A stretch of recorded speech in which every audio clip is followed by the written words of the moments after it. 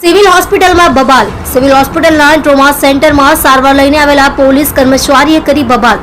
ચોથા વર્ગના કર્મીઓ અને પોલીસ વચ્ચે માથાકૂટ.